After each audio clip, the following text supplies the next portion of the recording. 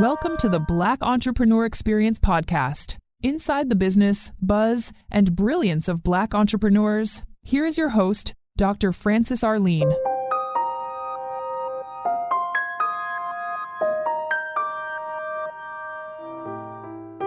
Quick note before we get into today's episode. If you're a small home health agency owner, you already know this. Most agencies don't fail because of census. They fail because of continuity and compliance gaps that don't show up until it's too late. I've been working directly with small agencies around continuity planning, compliance readiness, and operational stability, especially owners who are wearing too many hats and don't have a real plan if key people, systems, or processes break. This isn't coaching, and it's not a course. It's hands-on consulting to help you reduce risk and build something that can actually survive audits, turnover, and growth. If that's you and you want to talk, you can find me at drfrancesrichards.com. All right, let's get back to the show. What happens in Vegas goes all over the world on Black Entrepreneur Experience episode number 536. Thank you for joining us as we elevate the Black Entrepreneur Experience by interviewing CEOs, thought leaders, innovative thinkers, and Black entrepreneurs across the globe. I'm your host, Dr. Frances Arlene. Today, we're joined by Dr. Tyreal Lewis, author of Turn Your Purpose into Profit, where he shares real-life insight on turning passion into purpose. After overcoming personal health challenges, he founded Sea Moss and Natural Herbs and now owns a natural herb farm in Grenada. Welcome, Dr. Tyreal. Thank you so much for having me. I've given our audience such a brief bio. Why don't you fill in the gaps? Share with our audience what you'd like them to know about you and your business. Well, with Sea Moss and Natural Herbs, we are a fully vertically integrated wellness institution. All of our products are directly sourced from our land. I own a 100-acre untouched jungle out in Grenada, the island of Grenada. So everything is responsibly sourced. I also control a private sector of the ocean where we wildcraft sea moss. And all the products are made in-house. We're just trying to get it to the people. So let's back up a little bit. Tell us about why sea moss and your journey. So the body has 101 minerals that it requires to function. With sea moss, it has 91 of those minerals. But how I got into it was because several years ago, I ended up catching sepsis and almost lost my leg and died. That's how I started my wellness journey. And then as I started doing a lot more studying and became an ethnobotany practitioner, that's when I started realizing the different benefits of sea moss and herb. That's what kind of put me on that path. What is something that we as consumers don't know about sea moss that we should know about sea moss? Well, one thing it's important to know is where you get your sea moss from. That's very important. Currently, there are a lot of fake products out on the market. You want to make sure that you're getting your sea moss from a place that you can verify the authenticity. And again, one of the other things that a lot of people may not know about sea moss was just like what I was saying, that it has 91 essential minerals that your body needs to function. So it's almost like saying it's the ultimate super vitamin. I take a lot of herbs, but I've never experienced or taken sea moss. Talk to me as a neophyte consumer on sea moss. Why should I start taking sea moss besides it having the essential minerals? What will it actually do to and for my body?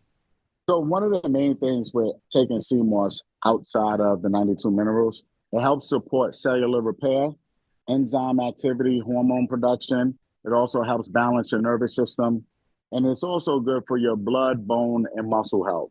If your minerals are low, nothing else works like sea moss does. It also helps support stamina and vitality. It converts food into energy. It helps reduce fatigue. The list of sea moss just goes on. One other interesting attribute from sea moss also is it supports adrenal and thyroid function. And I know that's something that I've noticed this in a lot of African-American women, that they do have a lot of thyroid issues. So sea moss is also a good support system for that. And it also gives you clean energy. So it's not like a stimulation. Like when you take something, people, if they drink coffee, caffeine can make you jittery. When you take sea moss, it works internally. So it doesn't really hurt your system too much.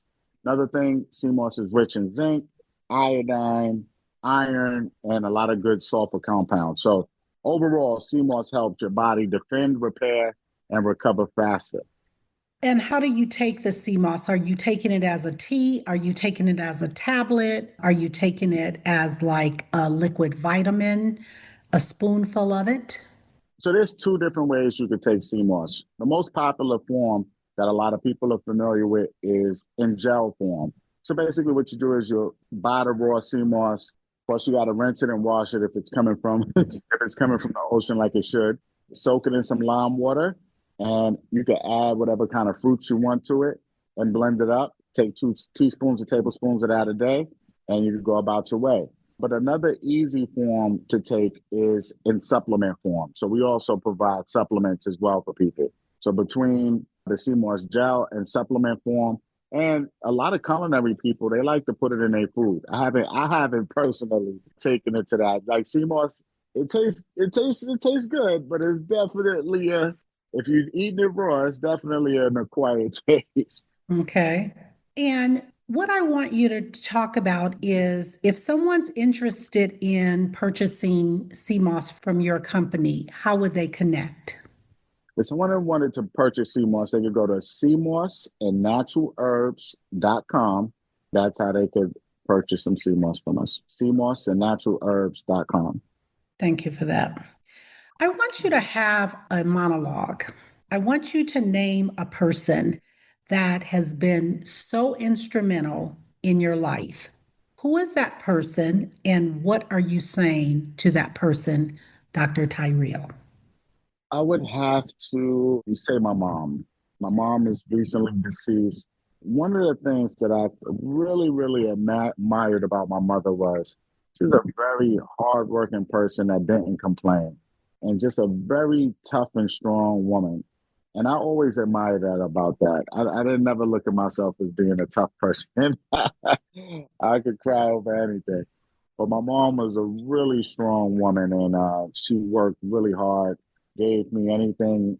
We didn't grow up rich or middle class. We still kind of grew up fairly poor, coming from Far Rockaway, Queens, in New York. But I can't say I had that same struggle story as a lot of my neighbors and friends of not eating and roaches in the cereal box. I didn't really have that experience. My mom pretty much made sure that I was well taken care of. But one thing that I really, really love the choice that my mom made was to send me to a yeshiva. I actually went to a Jewish school where they wear yarmulkes and tillets. And so I started out going to a yeshiva, and then they wanted me to actually change my religion to become fully Jewish. And my mother, she wasn't with that. So she ended up taking me out of there and then sent me to a Catholic school. So I feel like that educational foundation is what was able to keep me out of falling victim to the traps of what's going on in our neighborhood. And it also gave me an advantage of being able to be well balanced, very educated, and also educated from knowing how to navigate the life of the ghetto. And thank you for that and our sincere sympathy for the passing of your mother. I appreciate that. What problem exists in the world today that you would like to solve? I would like to solve the silent war on people's health. If you notice, it's a lot of things we can't get anymore that is pure, organic, and even good for you. And I've never really been like one of those people that was a super health conscious person. But after I got sepsis and then I started down this journey, I started realizing a lot of people's health benefits are related to food. And when you think about it, when you start seeing the different chemicals and pesticides that they're putting, even spraying on vegetables, at some point, somebody has to help educate our community and give them opportunities to have things that could support their health journey. Because that really, really is starting to become a bigger problem as time goes on. We're getting 3D printed meat. We're getting watermelons, no seeds, genetically modified vegetables. And at some point, people are going to have to make sure that they have some kind of herbal regime to help their back bodies stay balanced. Now, that's interesting when you talk about the 3D printed meat. How would someone know that the meat was actually 3D printed? I wouldn't really know either. That's why we got to do something about it. Because I'm not sure if, from the few articles that I read, I'm not 100% sure if they're actually on the shelves yet. But it is something that I'm seeing that a lot of whistleblowers are making comments about. Absolutely. And that is so true when we look at our health. And give some tips or strategies that you would tell individuals, just something basic that they should do in order to advocate and to be more informed about their health. But one of those things is definitely follow me on my social media platforms at Dr. Tyreal Lewis.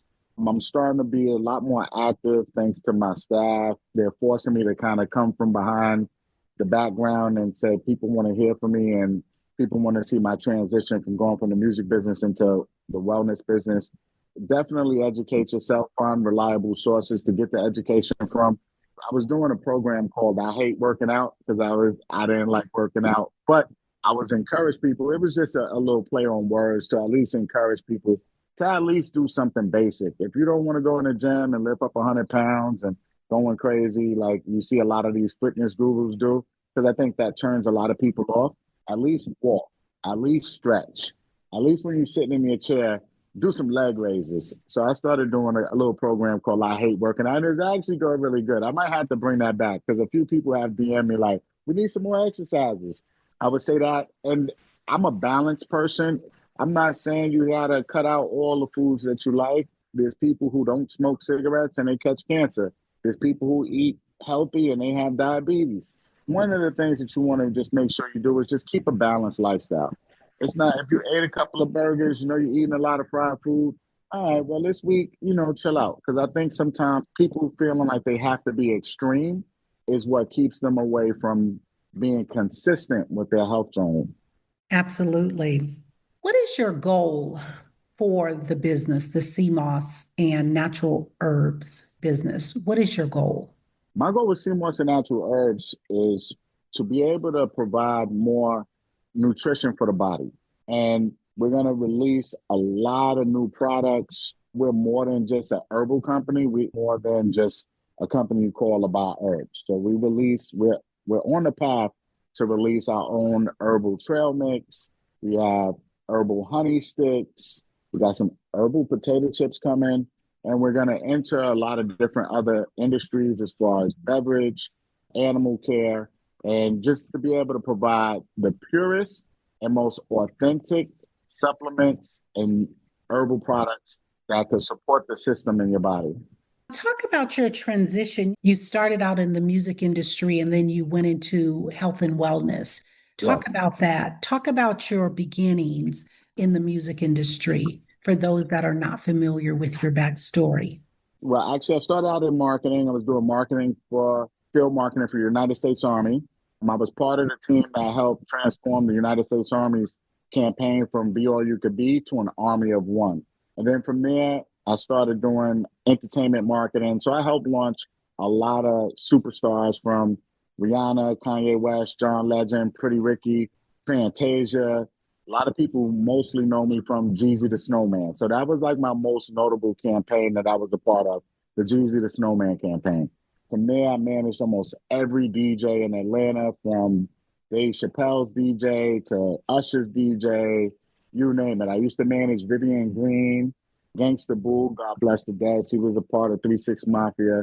Another young lady named Emil that was formerly part of Rockefeller. So I've been around in the music industry for quite some time. Helped Young Jock with his music, getting his songs played on radio, you name it. I probably had my hand in some artist's career from at least into 1999 to definitely 2010. I also helped launch Keeping Up with the Kardashians seasons 1 and 2. I did marketing for I Want to Work for Diddy, Making the Band, Ciroc, you name it. I pretty much had my hand in a lot of different avenues in the industry. And no, I wasn't at the private Diddy parties. Only the ones that were at a club. And then talk about transitioning into health and wellness. Several years ago, I was in Turks and Caicos, and somehow I cut my foot on a rock or somewhere in the sand. I don't know, just a really minor cut. Somehow, some kind of bacteria got inside the cut. And then from there, I actually had a clothing store as well in Trinidad and one in Jamaica Avenue in New York. So I left Turks and Caicos, went to Trinidad, and I was like, man, my foot is really hurting really bad. So ended up going to a doctor out there, and it was saying it's possibly athlete's foot or something. And I was like, man, I had athlete's foot before. It do not feel like this. But the doctors out there were amazing. So I ended up saying, you know what, let me get out of here and get back to the United States. They told me the same thing, but the next morning when I came back home and my blood results came back, they rushed. They said, you need to get right back to the hospital now. You have sepsis and osteomyelitis. They said they have never seen anyone with this level of infection without all their organs shutting down. And it was a really, really scary moment. And a good friend of mine, I want to say she was from Honduras, not 100% sure, but she used to sneak in some herbs into the hospital and say, hey, Real, I'm known as Dr. Tyreal Lewis. That's one of my new monikers, but most people know me as Real. So she said, hey, Real, take these herbs, please. I'll just take whatever she gave me. I didn't even know what she was giving me. And I remember going to see my infectious disease doctor, and she said I had a miracle. She said she has never seen anyone with that level of infection walk out alive or without getting something amputated. So that started striking my curiosity. I've always been into like really spiritual person, and I believed anything that's God put everything we needed on this earth. So why wouldn't there be things that help heal the body or help support your system when it's feeling low? So then that's when I just really started getting into my studies and studying more. And then I finally got an opportunity to acquire 100 acres of land out in Grenada and get a special situation where I could control a private sector of the ocean where I'm one of the only people that's allowed to wildcraft sea moss. The area is protected, no cruise ships, anything could go by there. So that really started putting me on that journey. And then also with the music business, it wasn't fulfilling my soul. I had my second daughter, my youngest daughter, Madison. It was just, the lifestyle of music business was really fun. But then at some point, I just started feeling like it's time to grow up. So I said, let me grow up a little bit. And I just started down a different journey of just opening different restaurants and clothing stores. And I just went on an entrepreneur journey. But then when I finally really started taking my wellness journey a lot more serious is when I said, I think I found where my actual purpose is. And that's what was interesting because I wrote a book called Turn Your Purpose into Profit, which is a spiritually based business book, but I wasn't living in my purpose. I'm telling everybody what they should be doing, but I wasn't taking my own advice. I don't know if it was because I didn't really see where the money was. Entertainment business, you get paid very handsomely. And I think over time, I just said, you know what? I'm stopping everything and I'm going to focus on my wellness company. That's awesome. When you talk about, Dr. Real, when you talk about purpose, finding your purpose, and I agree, I think a lot of us are not living in our purpose and living in our lane. Talk to that person. What advice would you give them in reference to finding their purpose, and how do they know what their purpose is? One of the interesting things I did with my book is I put a diagram in there that helps people discover what their purpose is. It's a Venn diagram. So all you got to do is fill it out. If you want the book, you can get it at turnyourpurposeintoprofit.com. But one of the ways that I think this could help a lot differently on how I got there. So while I was going through my journey of trying to figure it out, I saw a story about a young man who he felt his purpose in life. Your purpose is that burning desire on why you feel God has put you on this planet. What is your purpose for being here? Because we all know it's not just to just make money and drive a nice car and get a nice house. There is an actual spiritual purpose that you should fulfill while you work this planet. But I saw that a gentleman felt his purpose was to show people and educate people on God's creation. So then his passion was riding bikes. So he ended up starting a bike touring company with just a few people as usual, but he'll take people through a tour through a city and just show different landmarks and agriculture and different architecture and explain it. And he ended up turning that into $1 million business. Yeah, doing bike tours and taking people through neighborhoods and explaining God's creations. And I was like, wow, that's amazing. And I realized that for me, I'm a helper. So my purpose is in helping people. I've always been doing that. I've been helping people blow up their brands in the music business. I'm the friend that people could call at 3 o'clock in the morning with a flat, and I'm gonna get out the bed and go pick them up.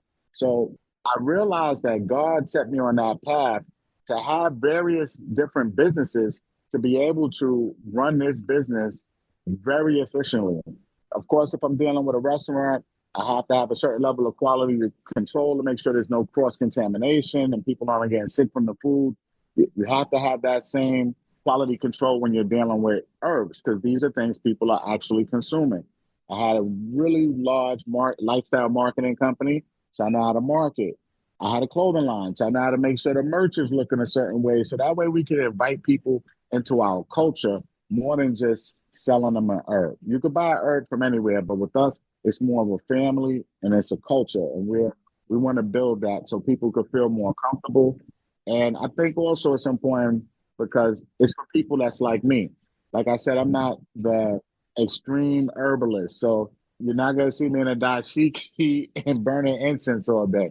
I wanted to kind of pull people in that are health conscious. They know they got to do things for their health, but they still might want to have a little fun and go outside. I don't want them to feel condemned from that.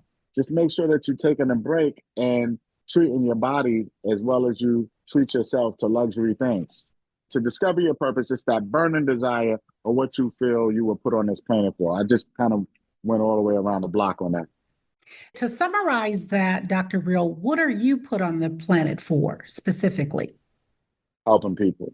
I know I have a wellness business, so the politically correct answer would be to help people with nutrition for their body. But for me, it is just helping people all across the board. But I did find that my passion was learning more about how the human body works and plant medicine. I'm also from the Caribbean. My dad's side of the family is from St. Thomas. My mom's side of the family is from Antigua. So we've always been taking herbs in some kind of form. But as a kid, of course, you might not be paying attention too much.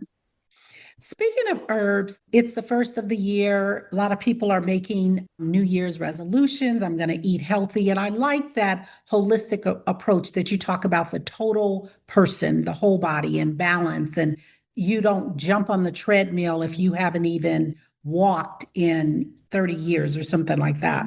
When you talk about herbs and someone is listening and they want to get more into herbs, and I do, and just to kind of level set, I do a lot of herbal medicine myself, like experimenting. One of my favorites is I do oregano oil, and I take that to keep from coughing if I ever have any coughs. Okay.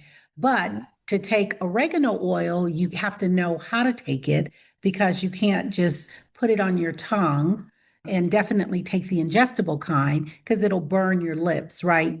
And then I found that if I take magnesium, then magnesium has given me like what herbs should do to your body, it'll do to my body, right? A lot of people will take magnesium if they're constipated or whatever. When I took magnesium, not only did it fully run my system, TMI, but it also gave me kind of a vertigo type of effect. And then I got very nauseated.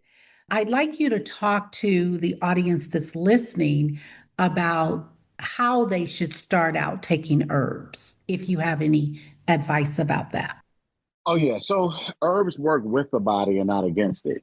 So that's the first step, because everything that's actually running inside your body is already inside the plant. They support your organs instead of forcing a single reaction, because everything that's happening inside your body, there's a plant that has those natural compounds.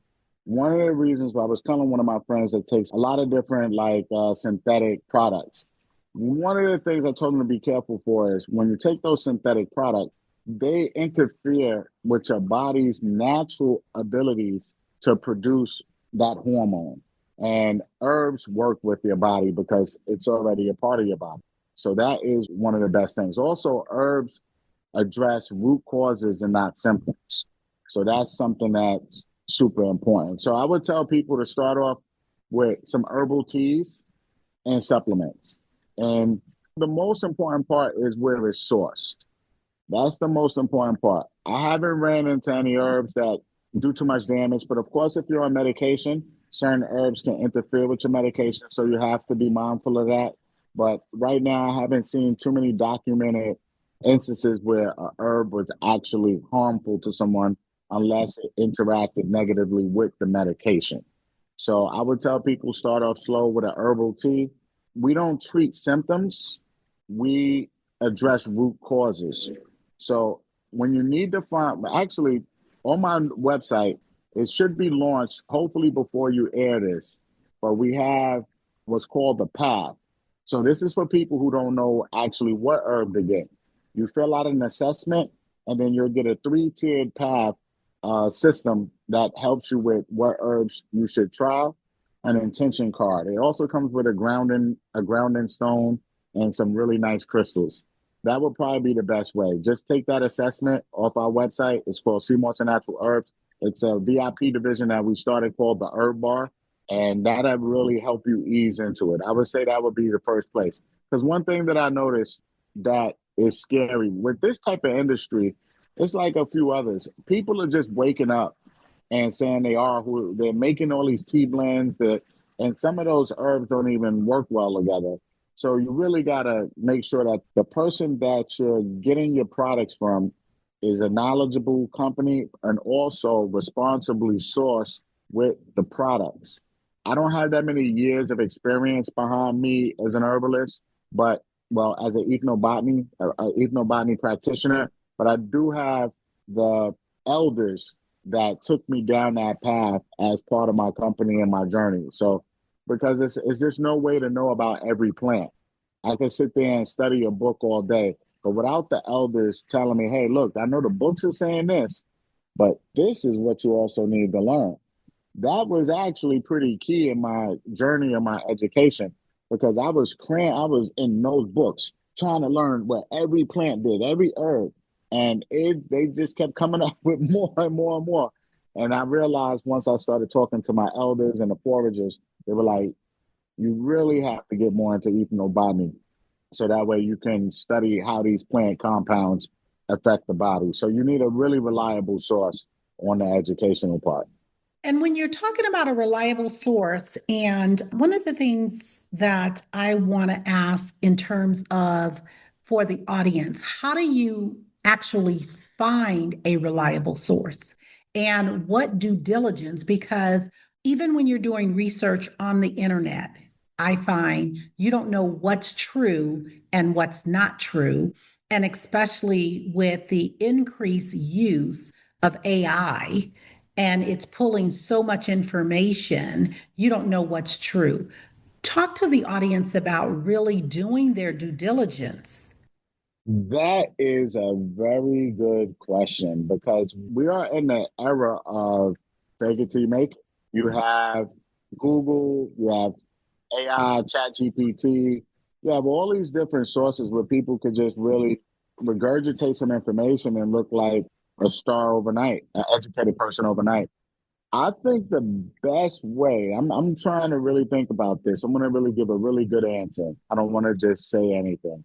I think the best way, because I'm thinking about my situation, right? We're not the most popular at the moment, but we do have a lot of great testimonials from our clients or our family is what we like to call them. Our people, we like to call our customers the rooted ones, right? The people that are rooted in truth and rooted in science.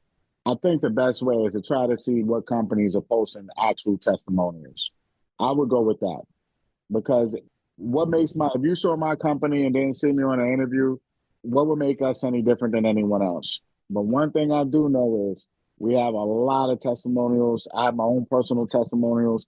My kids that take the herbs have theirs. Family members have their testimonials from taking the herbs. But just outside of my own personal circle, our rooted members have had their own personal journey with taking our herbs. And actually, our company is staffed by people that started out as customers. Nice. So they believed in the product so much that they either became ambassadors or they worked in fulfillment or they work in production. That was one thing that really separates us from a lot of people. We actually have herbs that really support your body system. So So it's you, hard to tell online. Like yes, I would, absolutely. because we don't even though I run a marketing company, we're not as consistent with marketing as we should be because we're really busy making sure that the product is A1. You might have the people, a lot of people say this that I know that are in this field that are very credible. They all say the same, a lot of people say the same thing. You have a lot of people selling sugar honey iced tea, but they know how to market themselves great and they're getting kind of the praise, while the people who are really out in the field don't get that same type of notoriety. It is a challenge. I think one of the things you want to do is at least look to see what kind of testimonials people have. Thank you for that. What's a belief that you had early in your journey that you now know was completely wrong? I got one. My mother would be mad. Of course, my mother raised me as a Christian, and she had her thought process of the Christian belief. But I do believe that there's multiple ways that people can connect with God. And spirituality is a personal journey. There's no, I wouldn't necessarily say I believe there's one right way that people should connect with God. They have to have that internal feeling of what works for them and follow that. Because think about it, if I grew up in a Muslim household, that's what I would know. And I would think that's the right way. If I grew up in a Jewish household, I would think that's the right way. I grew up in a Christian household. So of course my beliefs was that's the right way. But as I got older and I got more diverse and because I went to different type of schools and I have different type of friends from all walks of life, my Muslim friends, they tell me things that I really believe in. My Jewish friends, they tell me things that I really believe in. And of course, my Christian friends, they tell me things I really believe in. So I realized that your spiritual journey is just a personal one. You don't have to be force fed someone else's beliefs. You have to find what is internal to you because at the end of the day, as long as you follow godly principles, you'll get to where you need to be when you're not here no more. And speaking of legacy, if your business disappeared tomorrow, what legacy or impact would you want to be remembered for? I like to be remembered as a man of integrity. That's what I would like to be remembered for. A man of integrity and a world-class traveler, but a man of integrity. I would like to be remembered as a man of integrity and a man that would give the shirt off his back. And I've actually done that several times. But integrity is important to me. I want my kids to know that when people speak on their dad, they tell them your dad was a solid person. He was a man of integrity. Awesome. And Dr. Tyreal, what's the biggest internal, mental, or emotional shift you had to make to grow your business? I'm a hyper person. Coming from New York, I have to be flamboyant, a little aggressive for the South. I remember when I first moved to Georgia, for my neighborhood, they didn't consider me a thug at all. But I get down south, I was a little aggressive. New Yorkers, we tend to have a harsh little way we speak. So I had to make sure that I was able to communicate effectively and softly at times. So that was an obstacle. I think that would probably be one of the biggest obstacles was just making sure that I communicated effectively and to people with kindness at all times instead of being hyper and because I never really mean anything by it. And I'm a Leo, so I get to moving the hands, and then people be like, "Who? He's a lot." I'm doing pretty good in this interview though. That's I'm sitting back leaning. I was going to compliment you and say you seem so zen, so mellowed out. I would have never associated that with you, even though you said you were from New York. So I think you are really mellowing out and you're Well, doing an excellent job. well, of course, this is younger me, right? So I've probably been this way for at least 20 years, right? But that comes from meditative practices, balancing my chakras. I like studying human design. I'm also a certified sound bowl healer, expert sound bowl healer. People don't know about that. I'm certified in tuning forks. These are like the secret hobbies that I'm into. So, but over the years, once I really stayed consistent with meditation and personal development, it really changed the trajectory of all my businesses. I was always a cool guy. Everybody always loved me, so that was always the easy part. But it was just like, upset the lion. He looks cuddly as well, but once you make him mad, them teeth come out, he'll bite you. Dr. Tyreal, I want you to talk about your top two influencers in life or business. What lessons did they teach you? I would say my top two influences, of course, my mom for life. My mom was a person of integrity. She could be getting evicted out of her house, and if you left a bag with $1 million in it, she'll be with her shopping cart, homeless with your bag. Like, I got your $1 million still. So I think that led me down the path of making sure that every time I opened the business, that whatever we produced out of that business was good for the person, good for the community, and good for your body. That will carry on into my wellness space because anything we produce, if it's not going to be good, we don't have to produce it. Somebody asked me something if we put fillers in our teas and stuff. I said, it would give me more of a headache to fill our stuff with nonsense. So I'd rather just go the route of being an integrity, a company filled with integrity. Another person I would like to mention, I would say Jay-Z, because from afar, from a distance, I was able to work and do some promotions for him. I did some promotions for a few of his albums, and the Hangar Tour, I helped produce that out in Atlanta. But I would say him because in a way, you got to see this man start from, and of course, this is the bird's eye view. We don't, you don't really know what's all the intricate details. But from the bird's eye view, I got to see him start out as a rapper, grow, diversify himself, and then become a billionaire. So that would be one other person. And then my other two people would be probably listening to the teachings of gentlemen like Jim Rohn and Stuart Wilde. Those would be kind of like my top people that I try to make sure I pattern my life after. Dr. Real, if you conducted this interview, what is the one question you would have asked yourself? I want you to ask the question and answer it. What does success mean to you? And to me, because I made my first million when I was probably about 27, 28 years old. But I realized my success isn't defined by what I could do for myself and what I could acquire. My success is determined by how much I'm able to help other people. A quick little story. One of my assistants had to go meet Monica, the R&B singer, somewhere one time. And when she got back to the office, now I'm brand new, I'm just starting, but I got a couple of dollars. So when I came outside and, I'm mad at her because she's late, dropping something off to Monica and her manager, Melinda, I'm like, yo. And then she said, well, I caught a flat and I looked at her car and I was like, you drove that car? And she's like, yeah. So she got the little tiny donut on it. And then I just started looking in a parking lot and I was the only person with a nice car. And I didn't like that. I didn't feel like if she went there, that wasn't that great of a representation of who I was as a leader, who I was as a business owner. And ever since then, I live by the motto. Well, the first part was when I go to my office, I want to see other nice cars. That's just the surface level of it. But if you get what I mean by that, I want to see other nice cars in the parking lot. I don't want to have the only nice car in me. So I always made sure I tried to take care of my staff the best way I could through my journey. That would probably be my answer for that. What can I do for others? The more I'm able to help, the more I could judge how successful I was in fulfilling my purpose on this planet.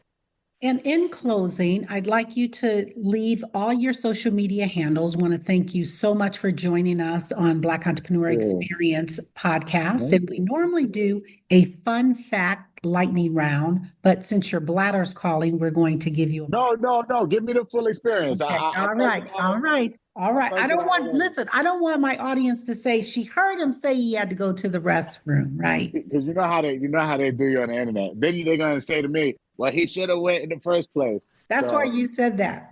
So this is called our rapid round of fun. I'm going to ask you a series of questions and I'd like you to give me very quick answers. If there's something, Dr. Real, you decide you don't want to answer, feel free to say pass. Are you ready for the rapid round of fun? Let's go. What is your favorite comfort food? Fried red snapper. The last movie you saw? Wolf of Wall Street. You relax doing what? I relax meditating. Your favorite singer or rapper? Jay-Z, Hobie baby, Jay-Z. Your favorite dance song? I can't dance. So I don't know. I don't know about that one. So I'll pass on that one. I don't know. That's a pass. Yeah, it's a pass. It's a pass. What food do you eat every week, no matter what? Watermelon. Watermelon. Work out or hit the couch? Both. Work out and hit the couch. Dr. Tyreal Lewis, thank you so much for joining us on Black Entrepreneur Experience Podcast. Before we let you go, share with our audience the best way for them to connect with you, to do business with you. Leave all your social media handles and let them know where they can purchase this amazing sea moss. Before I do that, I wanted to say it was a delight and I really appreciate you having me on your platform. I wish you very well and much success on your journey as a podcaster. So namaste to that. So my Instagram handles and how you can reach me is Dr. Tyreal Lewis, and that's across all platforms. And you can reach us also at cmossandnaturalherbs.com.